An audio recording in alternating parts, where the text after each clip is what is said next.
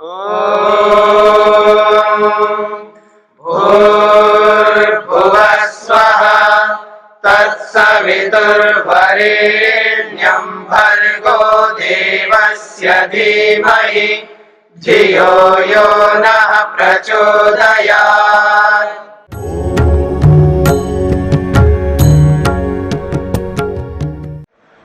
विपर्ययात तद विपर्यासः। विपर्ययात, अगर विपरीत ज्ञान है उसके पास में, अविद्या है, तो विपर्यास ही विपर्यास, उल्टा ही होगा। जो जो इच्छा करेगा उसकी पूर्ति ही नहीं होगी उसकी। इसलिए आप देखेंगे संसार में इच्छाएं बहुत करता है, ऐसा हो मेरे लिए, ऐसा हो, उसकी पूर्ति नहीं होती। आदमी दुखी रहता है, खिन्न रहता है। मतलब पति जो है पत्नी की बात नहीं मानता है, पति जो है पत्नी की बात नहीं मानता है, तो पत्नी की इच्छा रहती है मेरी बात माने, उसकी इच्छा की पूर्ति होती ही नहीं है। ठीक है। अच्छा, पति ये मानता है कि पत्नी मेरी बात माने, वो मानती ही नहीं है, तो पति की इच्छा की पूर्ति नहीं होती है। यही होता है संसार में। विद्यार्थी ये चाहता है कि गुरु अध्यापक जो है जैसा मैं चाहूं वैसा करे, तो गुरु मानता नहीं है, तो विद्यार्थी की इच्छा की पूर्ति नहीं होती है। विद्यार्थी ये चाहता है कि ये विद्यार्थी जैसा मैं कहूं वैसा करें, तो वो वैसा नहीं करते हैं, तो अध्यापक गुरु की इच्छा की पूर्ति नहीं होती है। सबके साथ यही लगा हुआ है। मेरी बात समझ रहे हैं ना? सबके साथ यही लगा हुआ है। तो ऐसी स्थिति में व्यक्ति दुखी रहता है, क्योंकि जो व्यक्ति अपेक्षा रखता है ना, याद रखना मेरी बात, अपेक्षा मतलब इच्छा रखता है ऐसा हो ऐसा हो, पति पत्नी से, ठीक है ना, पत्नी पति से, विद्यार्थी अध्यापक से, अध्यापक विद्यार्थी से, ये जो अपेक्षाएं रखते हैं, इच्छाएं रखते हैं, उन इच्छाओं की पूर्ति कभी पूरा नहीं हो सकती। ठीक है, 10 अपेक्षा रखोगे तो एक दो 2 4 5 तो करोगे, आधा भी कर सकते हो, लेकिन जितनी इच्छा करो उतनी इच्छा की पूर्ति दुनिया में कोई व्यक्ति नहीं कर सकता। तो अपेक्षा जो है दुख का कारण है। तो कह रहे हैं पर योगी ऐसी अपेक्षा ही नहीं रखता, लेकिन जो भी अपेक्षा रखता है उसकी पूर्ति कर लेता है। इसलिए कह रहे हैं अभिघात, उसकी इच्छा का विघात नहीं होता है। और विपर्यात, विपर्ययात, अगर व्यक्ति में विपर्य ज्ञान है, मिथ्या ज्ञान है, वो इच्छाओं का अंबार लगा के रखता है। मिथ्या ज्ञान है तो इच्छाओं का अंबार लगाता रहता। कितनी अपेक्षाएं रखता आदमी, भगवान हर आदमी से अपेक्षा रखता है, तो विपर्यास उसका उल्टा ही होता हो, यानी उसकी इच्छा की पूर्ति कभी नहीं होने वाली, ये कहना चाहते। हाँ जी स्वामी, योगी को भी इच्छा होती है? क्यों नहीं होती? इच्छा रहित तो कोई नहीं होता संसार में, पर वो इच्छा विद्यापूर्वक होती है। वो जो इच्छा करता है वो विद्यापूर्वक करता है। वो इच्छा करता है कि अजय जी पढ़े, अजय जी शास्त्रों को जाने, अजय जी ठीक रास्ते पे चले, अजय जी जो भी अकाउंट्स देखते हैं वो ईमानदारी से देखे, ये अपेक्षा तो मैं रखूंगा।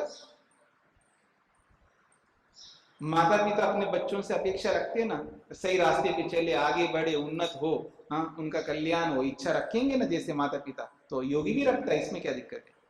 ठीक अपेक्षा रखना चाहिए और सब रखते हैं, अच्छी बात है, लेकिन हम सारी अपेक्षाएं ठीक नहीं रखते, ये सबसे बड़ी समस्या हमारी। अपेक्षा रखना गलत नहीं है, लेकिन हम ऐसी ऐसी अपेक्षा रखते हैं ना जो हमारे बस की बात नहीं है। ये मेरे को गाली क्यों देता है, ये ना दे, ये अपेक्षा रखते हैं हम। मेरी बात समझ रहे ना? ये आदमी मेरे को गाली देता रहता है, ये गाली ना दे, हाँ, ये मेरे को गाली दे नहीं, उसको रोकना चाहता हूं, ये अपेक्षा रखता हूं मैं। मेरी बात समझ रहे हैं आप? ये कैसे रोक सकता है? जिसके ऊपर आपका कोई अधिकार ना हो, उस पर आप अधिकार जमाना चाहो तो कैसे जमा सकते हो? ठीक है ना? तो ऐसी अपेक्षा हम रखते हैं जो दुख का कारण बनते हैं। और ऐसी अपेक्षा करने में क्या दिक्कत है कि मेरे बच्चे आगे बढ़े, सबका कल्याण हो, अपेक्षा रखनी चाहिए, पर उस अपेक्षा में ये सावधानी रखनी होती है, उसमें आग्रह नहीं रख सकते आप। अगर उसमें आग्रह रखोगे ना तो दुख होगा। आग्रह का मतलब है कि नहीं, आपको जल्दी उठना ही पड़ेगा, और उसके पीछे पड़ते रहते हैं, उठो, उठता नहीं, उठता नहीं, अरे कैसे उठेगा? रात को 2 बजे सोने वाला आदमी, अब सुबह जल्दी उठाने के चक्कर में रहते हो आप। अगर जल्दी उठाना है तो रात को 2 बजे तक जो सो रहा है ना उसको रोको ना, उसको रोको आप। अच्छा, उसको कैसे रोक सकते हो? रात को 10 बजे घर आता है, रात को 10 बजे घर आता है तो 11 बजे खाता है, 11 बजे खा के तुरंत थोड़ा सोएगा, टीवी देखेगा, थोड़ा बातचीत करेगा, थोड़ा इधर उधर घूमेगा, कुछ करेगा तो 1-2 बजे सोएगा। नहीं जी जल्दी क्यों नहीं सोता है? जल्दी कैसे सोएगा? वो 10 बजे आ रहा है, उसको रोको, 10 बजे आने वाले को रोको, उसको जल्दी लाओ, तो जल्दी लाना पड़ेगा, जल्दी आएगा तभी तो जल्दी सोएगा। अब जल्दी कैसे आएगा? तो उसको रोको, तो पूरी उसकी सारी दिनचर्या आपको रोकनी पड़ी। एक जगह आप पीछे पड़ते हो, सब जगह तो पड़ते नहीं हो। मेरी बात समझ रहे हैं आप? मेरी बात को समझने का प्रयत्न करना, मैं कहां ले जाना चाह रहा हूं मैं आपको। हम ऐसे ऐसे जगह जाके रोकते हैं जहां हम रोक नहीं सकते। अगर आपको रोकना तो सब जगह रोको ना। अब सब जगह आप रोक नहीं सकते तो फिर यहां क्यों रोक रहे हो? इसका मतलब आपके हाथ में नहीं है, आपके मुताबिक नहीं चल सकता, और आप अपने मुताबिक चलवाना चाहते हो उसको। जो नहीं चल सकता तो उसको चलाने के लिए क्यों आपको कह रहा है जी, हाँ जी आप मेरे को जैसा कहोगे वैसा करूंगा, कह रहा है क्या आपको? नहीं कह रहा है, तो फिर उसके पीछे क्यों पड़ते हो आप? क्योंकि माँ का मतलब ये थोड़ा होता है कि पीछे पड़ना। हाँ, माँ तब तक पीछे पड़ सकती है जब तक वो नादान रहता है। अब वो नादान नहीं रहा, वो अपने पांव पर खड़ा हो गया, उसके पास बुद्धि आ गई, उसके पास सब कुछ आ गया, उसके पास समझ आ गया। अब वो समझ का प्रयोग नहीं करता, वो जानेगा, उसको छोड़ो। हमारे में और पक्षियों में, पशुओं में कितना अंतर है देखिएगा। पक्षी को देखा आपने, कबूतर को या चिड़िया को, ठीक है ना, चिड़िया घोंसला बनाती रहती है, बना दिया, फिर अंडा लगा आ गया, अंडा को सेकती रहती है, फिर बच्चा आ गया, क्या खिलाती पिलाती, क्या देखभाल करती है। हाँ, अगर आप हटाने लगो तो वो आपके ऊपर आक्रमण करने के लिए तैयार रहती है। कितना उसके लिए मेहनत करती है, सेवा ही सेवा करती है। जैसे उसके पंख आ जाते हैं ना, उड़ के चले गए, उसके बाद उसका कोई मतलब नहीं है। ऐसा रहो ना, खुश रहोगे, हमेशा उसके पीछे पड़ते रहते हो। वो नादान नहीं है, आप समझदार हो गए, अपने पांव पर खड़ा हो गए, उसको छोड़ दो। कैसे छोड़ दे? अरे छोड़ दो, जैसे पक्षियां छोड़ दिए। छोड़ दो, वो अपने आप आता है तो आने दो, उसको मत रोको। भाई आपके पास आता है, बैठता है, हाँ, आपसे पूछता है कि मेरी गलती बता दो, और बताओगे तो मैं उसको ठीक करूंगा, ऐसा बोलता है क्या? नहीं बोलता है। नहीं बोलता है तो बस, अगर बोलता है ना तो करेगा, बोलता है तो। ऐसी तो पहली बात तो बोलता नहीं है। अगर बोलता भी है ना, वो सबके लिए नहीं बोलता। हाँ, वो सबके लिए नहीं बोलता है, जिसमें वो नादान है उसके लिए बोलता है। हाँ, याद रखना, मेरी बात समझने का प्रयत्न करना। जिसमें वो नादान होता है उसके लिए बोलता है। उसको पता है माँ संभालेगी मेरे लिए, उसको पता है पिता संभालेगा, जिस विषय में वो नादान है। और जिस विषय में वो समझदार हो गए ना, उसके बारे में नहीं पूछता आकर के, जी आज ही मैं सुबह उठ नहीं पा रहा हूँ, आप बताइए, जैसा आप कहोगे वैसा उठूंगा। उसके लिए नहीं आता वो आदमी। ठीक है ना, उसके लिए ना सोने के लिए आता है ना उठने, मतलब कब सोना चाहिए इसको जानने के लिए नहीं आता आपके पास में, कब उठना चाहिए उसको जानने के लिए नहीं आता है। वो उसके लिए आता है वो जो कर नहीं सकता है, और वो भी ये समझता है कई बार आदमी, ये तो इनका क्या है, कोई काम तो है नहीं है, तो करेंगे ना मेरे काम। इसलिए बच्चे लोग जो है ना माँ बाप को दे देते हैं, पोता पोती वो ये दे देते हैं, फिर वो उनको संभालते रहते हैं, अपना काम छोड़ देते हैं, फिर वो पोता पोतियों को संभालने में लगे रहते हैं। अपना काम तो छोड़ दिया, अपना कल्याण करना तो बंद कर दिया, अब उनके पीछे लगते हैं। पहले तो उनके पीछे लगे थे, उनको बड़ा कर दिया था, अब वो हो गए बड़े, अब इनको करो, फिर इनको बड़ा करो, फिर उनके बच्चों को संभालो अगर जिंदा रहे तो। फिर आप अपना कब करोगे? ये जो राग है ना, इस राग को बंद करना पड़ेगा। आपका केवल एक ही कर्तव्य था, आप अपने बच्चों को देखेंगे, ये आपका कर्तव्य था। आपका ये कर्तव्य नहीं है कि पोता पोतियों को देखने का। अगर ऐसे करते रहोगे तो फिर आप अपना काम कब करोगे? अपने परलोक को कैसे सुधारोगे? अपने परलोक को भी तो सुधारना है ना आपको। हाँ, मेहमान बन करके जाओ पोता पोती के पास में, खूब प्रेम करो, हमें कोई आपत्ति नहीं। मेहमान के रूप में वो ज्यादा अच्छा रहता है, मेहमान के रूप में। बाकी समय अपना कल्याण करो, बहुत किया आपने, अब उनका कर्तव्य है। ये तो ऋण चुकाना है ना। ऋण, माता पिता का ऋण का मतलब क्या होता है समझते हैं? माता पिता का ऋण का मतलब ये होता है कि जैसे हमने बच्चे पैदा किया है, जैसे हमने उनको पालन पोषण करके बड़ा किया है, जैसे उनको अपने पांव पर खड़ा किया है, अब वो जो बच्चे वो भी शादी करेंगे, वो भी बच्चे उत्पन्न करेंगे, वो भी उनका पालन करेंगे, वो भी उनको बड़ा करेंगे, वो भी उनको अपने पांव पर खड़ा करवाएंगे। तब ऐसा करेंगे, तब आपके ऋण को उतारेंगे। हाँ, याद रखना, इसका मतलब है ऋण। ऋण का ये मतलब नहीं होता है कि हमने पालन पोषण किया अब वो आपकी सेवा करें। क्या आपको पैदा करेंगे? ऋण उतारने का मतलब ये कि जो मैंने आपसे 1 लाख रुपए दिया, उतारोगे ऋण तो दोबारा लौटाना पड़ेगा मेरे को 1 लाख रुपए, ये ऋण होता है। तो आपने पैदा किया, आपने पालन पोषण किया, आपने बड़ा किया, तो क्या आपके बच्चे आपको पैदा करेंगे, आपका पालन पोषण करेंगे, आपको अपने पांव पे खड़ा करेंगे? तभी तो ऋण उतरेगा ना। ऐसा तो कर नहीं सकते। फिर ऋण क्या मतलब होता है? ऋण का मतलब क्या होता है? ऋण का मतलब यही होता है, ये वैसा ऋण नहीं है, ये ऋण के समान ऋण है। ऋण जैसा है तो वो कैसा होता है? तो शास्त्र ने यही बताया कि जो आपने काम किया है वही काम वो करे। वो भी बच्चे पैदा करे, वो भी उनका पालन पोषण करे, वो भी उनको बड़ा करे, वो उनको अपने पांव पर खड़ा करे। तब आपका मेहनत, आपका पुरुषार्थ का परिणाम मिल गया। ये ऋण उतारने का ये मतलब होता है। ऋण उतारने का ये मतलब नहीं है कि भी आओ आपकी सेवा करते रहे। आपकी सेवा करे, अपने बच्चों की सेवा करे। ठीक है, इसलिए आप वानप्रस्थ लो और अपना कल्याण करो। आप वानप्रस्थ लेकर के अपना कल्याण करो, ये वास्तविकता है, तभी सुखी रह सकते। स्वामी जी, पर वो अपेक्षा या इच्छा तो अटैचमेंट और मोह है। आप बोलते जाइए क्या कहना चाहते हैं। तो योगी में भी अटैचमेंट और मोह रहता है? नहीं, योगी में नहीं रहता है ना, योगी में नहीं रहता, ये सब सांसारिक भोगियों में रहता है। भोगियों में। हाँ हाँ, योगी में कोई अटैचमेंट नहीं रहता, कोई मोह नहीं रहता है। एक पीछे श्लोक में धर्म अधर्म आया था जी, उसकी पूरी व्याख्या। तो धर्म तो आप जानते हैं और अधर्म को भी आप जानते हैं, थोड़ा क्या व्याख्या करें? आधार, क्योंकि हमको समझ नहीं पड़ता है कौन सा धर्म कब हुआ, अधर्म हुआ।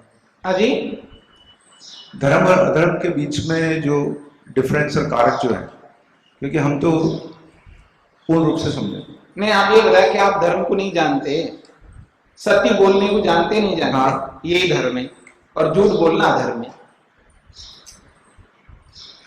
यही तो है, धर्म का मतलब ये होता है। आप धर्म का मतलब किसको समझते हैं? और आप चोरी करते हो तो अधर्म है, और चोरी नहीं करते तो धर्म है। आप व्यभिचार करते हो तो अधर्म है, आप व्यभिचार नहीं करते तो धर्म है। आप संग्रह नहीं करते तो धर्म है, आप संग्रह करते हैं तो अधर्म है। आप अपने आप को शुद्ध नहीं रखते तो अधर्म कर रहे हो, और आप अपने आप को शुद्ध रखते तो धर्म कर रहे हो। आप संतोष का पालन नहीं करते हैं तो समझ लेना अधर्म कर रहे हैं, आप संतोष का पालन करते हैं तो धर्म कर रहे हैं। आप तप नहीं करते हैं तो आप अधर्म कर रहे हैं, आप तप करते हैं तो धर्म कर रहे हैं। आप स्वाध्याय नहीं करते तो अधर्म कर रहे हैं, आप स्वाध्याय करते तो धर्म कर रहे हैं। आप ईश्वर को याद रखते हैं तो धर्म कर रहे हैं, ईश्वर को भुलाते हो तो अधर्म कर रहे हैं। ये है धर्म और अधर्म। बता दिया मैंने 10 प्रकार का धर्म और 10 प्रकार का अधर्म। हाँ जी स्वामी जी, ऋण के बारे में आपने बताया था वो तो ठीक है जी, लेकिन जैसे माता पिता है, उनके कोई रोग आ गया वृद्धावस्था में जी, या गुरु परंपरा है और गुरु ने पढ़ाया तो शिष्य ने भी उसी तरह पढ़ाना चाहिए, वो ऋण है। और गुरु पे जैसे रोग आ गया, कुछ वृद्धावस्था आ गई, तो उसकी सेवा पानी करनी चाहिए कि नहीं करनी चाहिए? देखिए उस अवस्था में। माता पिता को रोग आ गया और बच्चों को सेवा करनी चाहिए नहीं करनी चाहिए, ये प्रश्न है। तो बच्चे कौन से बच्चे, विवाहित बच्चे हैं या अविवाहित बच्चे हैं, ये देखना पड़ता है। यदि विवाहित बच्चे हैं तो सेवा करेंगे, अविवाहित बच्चे वो तो घर पे तो है ही नहीं, वो गुरुकुल में रहेंगे, वो कैसे सेवा करेंगे, और ना उनका कोई कर्तव्य है। क्योंकि ऋण उसी के ऊपर होता है जो विवाह करता है, जो विवाह नहीं करता है उस पर कोई ऋण नहीं है। ये मैं नहीं कह रहा हूं, ये शास्त्र कहता है। हाँ, ऋण उसी के ऊपर होता है जो विवाह करता है, और जो विवाह नहीं करता है उसके ऊपर ऋण नहीं होता है।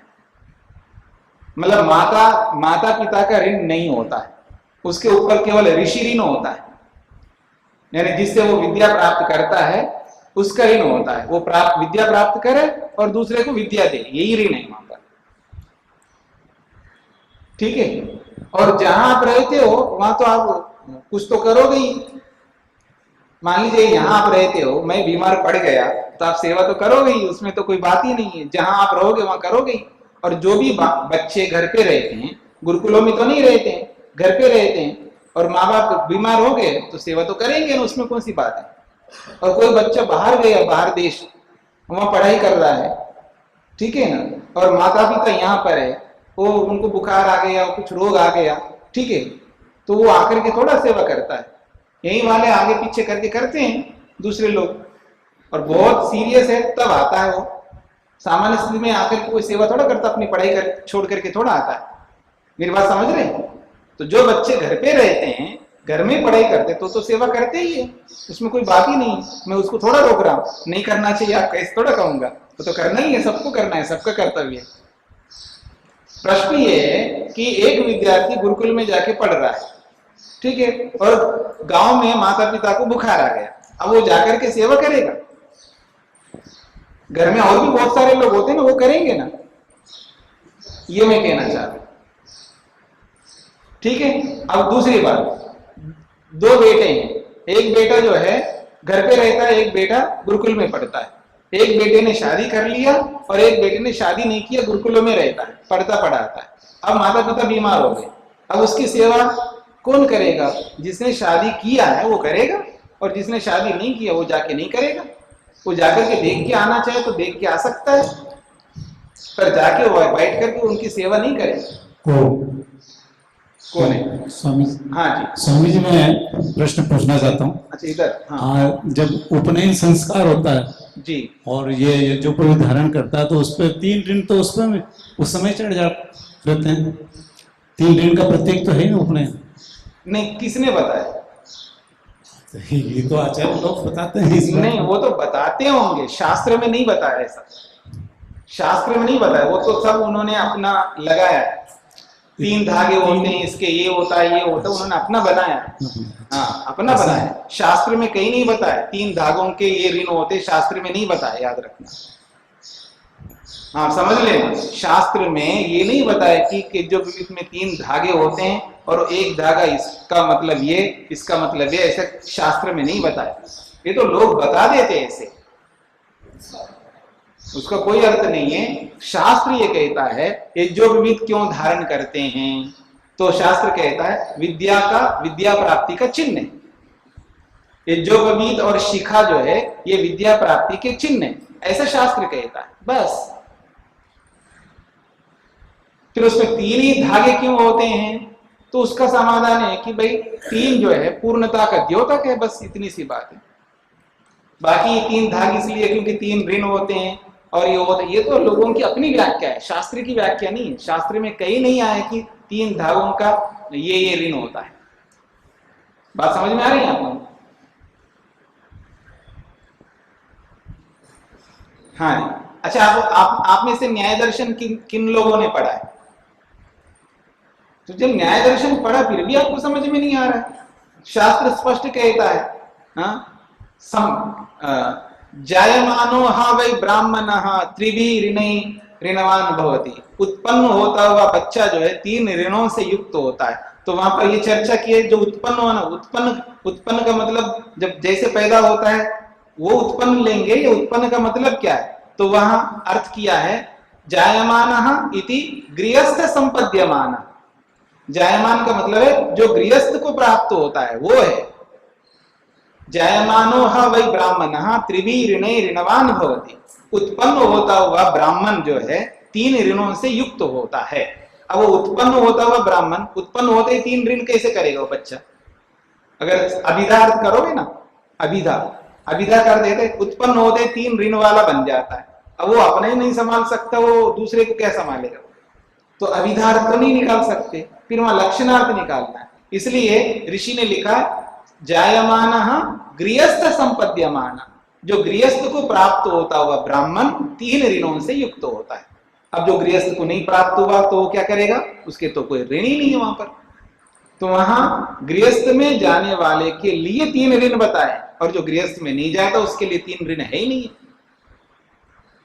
मेरी बात पकड़ में आ रही है? तो इसलिए शास्त्रों को इसलिए पढ़ना होता है। जी चलें आगे। जी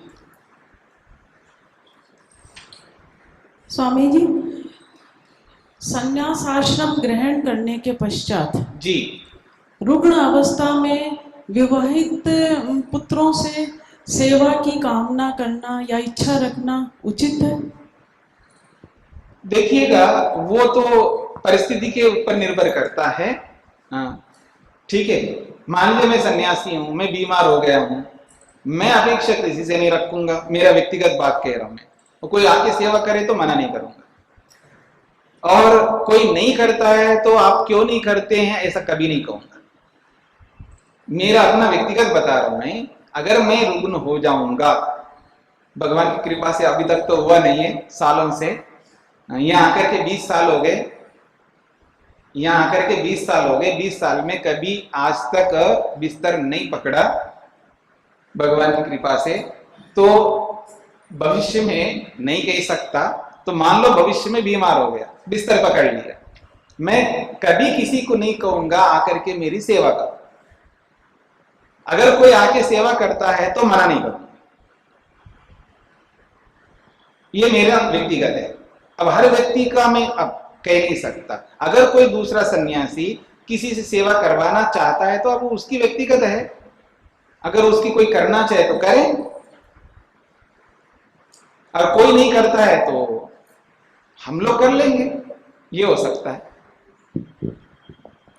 और दूसरी बात क्या है, जैसे सारा जीवन गृहस्थ के लिए दे दिया, बच्चों के लिए दिया कोई व्यक्ति।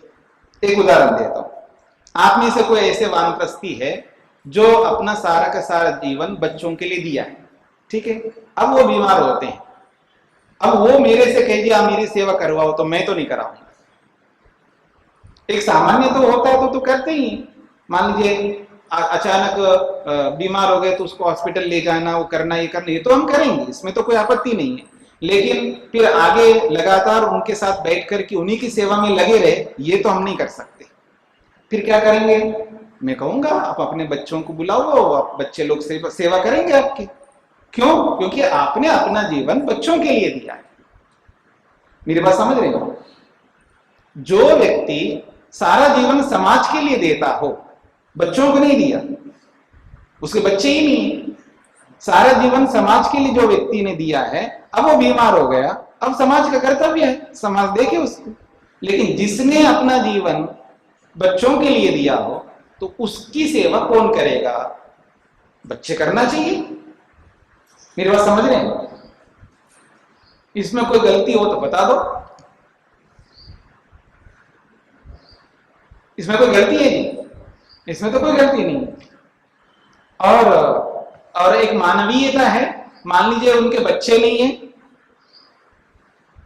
कोई भी हो, मान लीजिए गृहस्थी है, मान लीजिए उसके बच्चे ही नहीं है, अब वो बीमार हो गया, उसकी सेवा तो करेंगे हम लोग, उसमें कोई बात ही नहीं है। मान लीजिए उनके बच्चे आ ही नहीं सकते, परदेश में दूर है, मान लीजिएगा, आना चाहिए वैसे तो, लेकिन मान लो आ ही नहीं सकते किसी ऐसी स्थिति में, तो अब क्या करेंगे? इसमें तो कोई विकल्प है ही नहीं है, तो करेंगे ना। लेकिन आ सकते हो सकता हो तो उनको करना चाहिए, और जब तक नहीं आएंगे तब तक कर लेंगे हम, कोई आपत्ति नहीं। लेकिन हाँ, हम सारे काम छोड़ करके उनकी सेवा के लिए तो नहीं रह सकते ना, तो उनके बच्चे करें।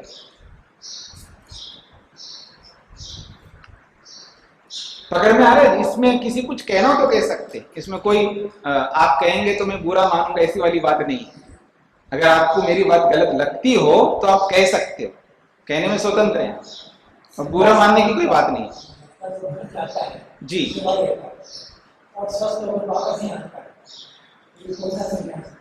हाँ जी,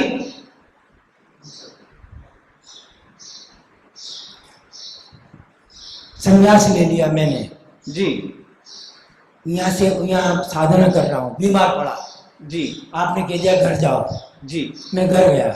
हाँ फिर मैंने पजामा कुर्ता पहनकर वापस घर की सेवा ली, जी फिर पीले कपड़े लाल कपड़े पहन के फिर यहाँ स्वस्थ होकर आ गया, जी फिर बीमार पड़ा, फिर धोती कुर्ता पहन के घर चला गया, जी। फिर यहाँ आ गया।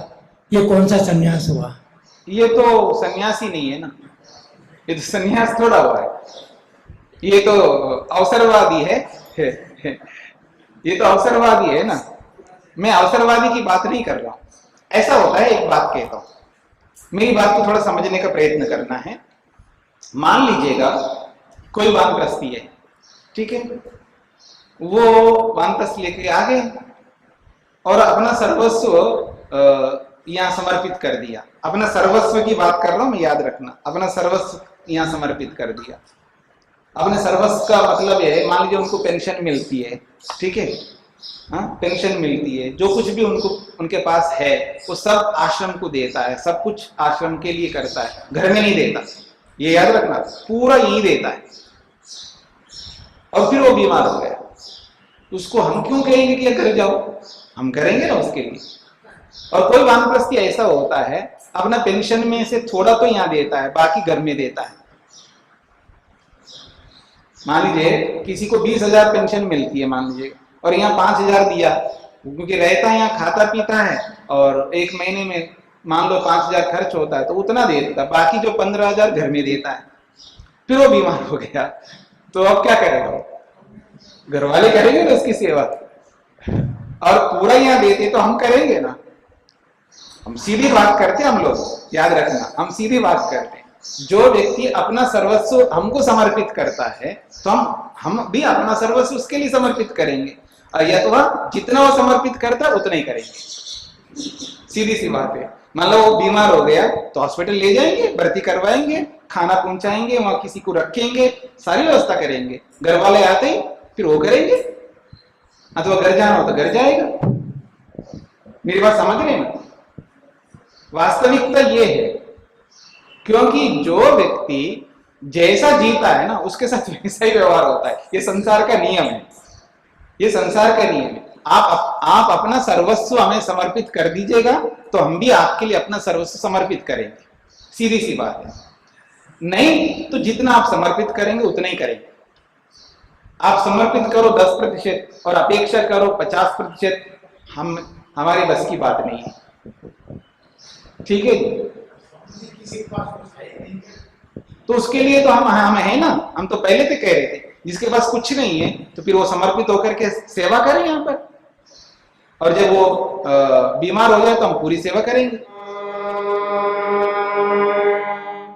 द्यो शान्तिरन्तरिक्षं शान्ति पृथिवी शान्तिरापः शान्तिरोषधयः शान्तिः वनस्पतयः शान्तिर्विश्वे देवाः शान्तिर्ब्रह्म शान्ति सर्वं शान्ति शान्तिरेव शान्ति क्षमा शान्तिरेधि।